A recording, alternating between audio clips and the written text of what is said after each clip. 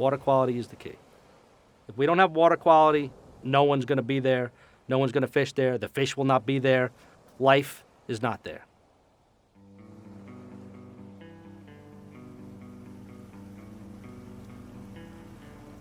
I had my first boat at 13. Spent a lot of time clamming. The older guys had rakes. I was a treader, me and my friends. And the bay was full of clammers, and these guys were making good money and having a blast and tan. I was like, this is cool. Suddenly, they were gone, like the bay just collapsed. It happened quietly. I thought maybe they just took all the clams out, but there was other things going on at the same time that we know now, I guess. I could think back as far as 2000. At the beginning of the season, I put my boat in, and the bay looked like chocolate milk. And going over sandbars, you can't tell if you're in 6 feet or 2 inches. Seeing my kids playing it, it's like, what's in there? What's going on? It was something on my mind a lot. I got into photography because I was always on the water, and the Great South Bay is what inspires me. It's something that pulls me. The sky, the sunset, the beach. And I'm happy to get out of bed in freezing cold weather and dark and go out. That's when I'm happiest. I took the domain Great South Bay Images because I think it encompasses what I believe in. Basically, the bay is my central location. Yes, I like to shoot in the city. Yes, I like to travel, but it all comes home to the bay.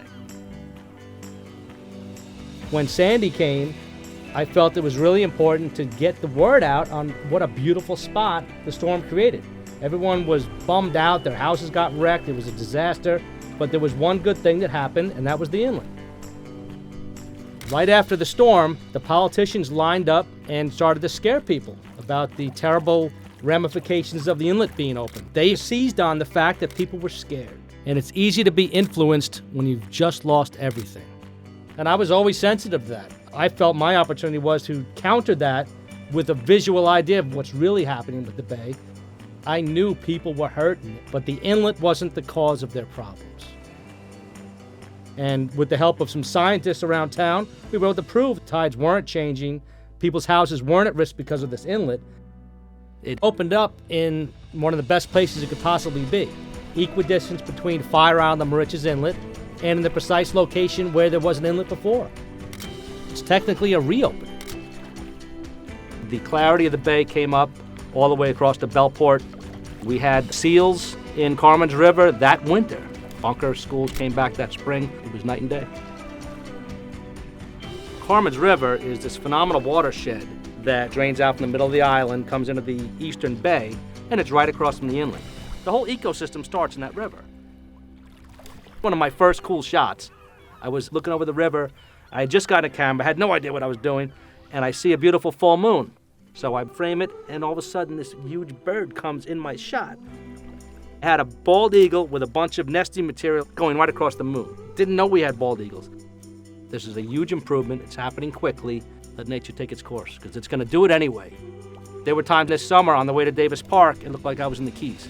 You could see every patch of seaweed across the flats. Tremendous improvement.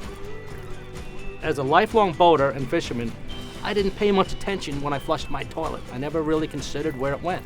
Now I do. I think a lot of other people do as well. We realize if we want to have a really nice green lawn with all this fancy fertilizer, there's a price to pay, and we all pay it, and it's a steep price.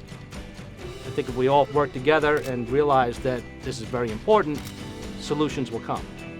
I'm happy if I can help in any way to just show how beautiful it is.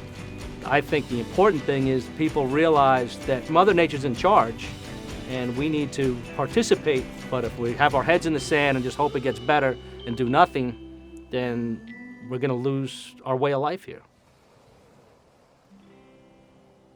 My name is Mike Busch, and I'm a photographer.